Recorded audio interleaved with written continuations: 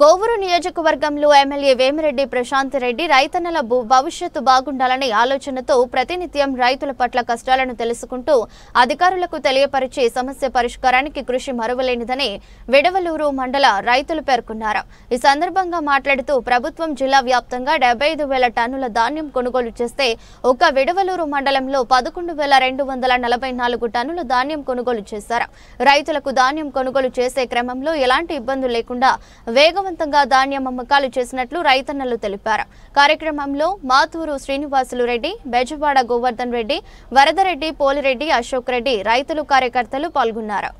ఫిబ్రవరి 4వ తేదీన కొడలూరు మండల రైతులు విడవలూరు మండలంలో చౌక జిల్లాకు చెందిన రైతులు కలిసి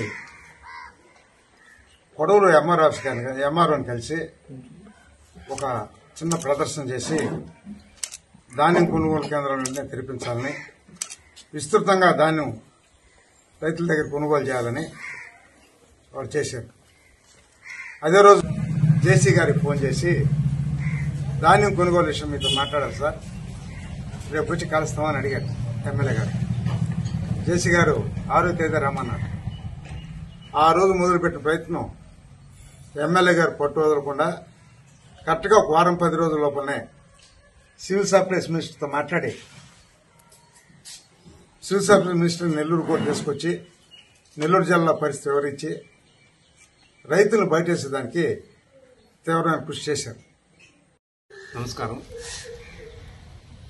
ఈ రబీ ధాన్యం ఈ రేటు విషయమై గత 2 నెలల నుంచి ఏదో ఒక సందర్భంలో రకరకాల డిస్కషన్లో పోయి మేడం ఎమ్మెల్యే గారి దృష్టికి పోయి తర్వాత వాళ్ళు యాక్షన్ తీసుకొని కలెక్టర్ గారు కావచ్చు, సీఎం గారితో కావచ్చు, డిప్యూటీ సీఎం గారు కావచ్చు, సివిల్ సప్లై మినిస్టర్ కావచ్చు, వీళ్ళందరితో డిస్కషన్ చేసి ఒక కొలిక్కి తీసుకొచ్చి మన జిల్లాలోని రాష్ట్రంలోనే ఎటు జరిగిందో ఏమో కానీ మన జిల్లాలో మిగతా కాన్స్టిట్యున్సీ ఏ విధంగా ఉన్నా కూడా మన కోవూరు కాన్స్టిట్యున్సీ చాలా ఇదిగా మిగతా వాళ్ళు మేము కనుక్కుంటా ఉంటే పక్క నియోజకవర్గాలు కనుక్కుంటే మన నియోజకవర్గం జరిగినట్టు ఎక్కడా జరగలేదని తెలుస్తా ఉంది.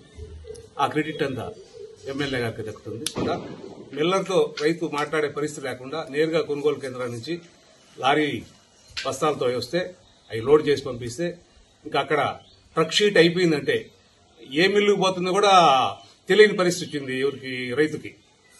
అదేవిధంగా ట్రక్ షీట్ అయిపోగానే 24 గంటల్లో డబ్బులు పడిపోవడం కానీ, అది నేరుగా ఇంతకుముందు ఎట్లా జరుగుతున్నది మాకు తెలియదు, అది మిల్లర్ వేసేవాడా లేకుంటే ఇంకెవరు వేసారో తెలియదు.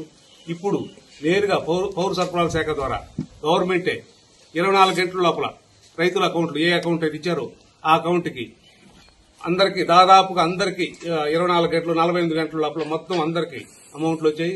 కొంతమంది చెప్పడం ఏంటంటే అమాలీ ఛార్జెస్ కూడా ఒక వారం 10 రోజుల లోపలనే మాకు అమాలీ ఛార్జెస్ కూడా వచ్చాయని చెప్తా ఉన్నారు చాలా మంది రైతులు. ఈ విధంగా జరిగేదానికి మన కోవూరు కాన్స్టిట్యున్సీ ఎమ్మెల్యే చాలా కృషి చేశారు.